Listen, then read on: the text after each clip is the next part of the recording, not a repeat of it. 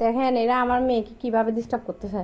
মেয়েটা শুয়ে আছে, ওই দেখেন আবার ছাতা একটা মুখে দিল। আম্মু ব্যথা পাবে। ওরে আল্লাহ, এটা ফুতুলকে কি পরাইলে দেখেন। ফুতুলরে নাকি আবার কাপড়ে পরাইছে। দেখে এটা কি?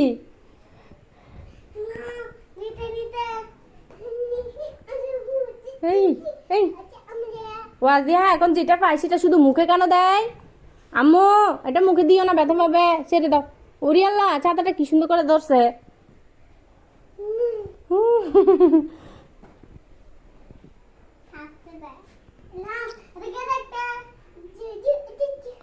ওরে পুতুলটা কত সুন্দর করে কাপড়ও পরাইছে। আল্লাহ, দুই বোনের অবস্থা দেখলে সারাদিন শুধু এগুলাই চলবে আমার কাছে, আমার রুমে।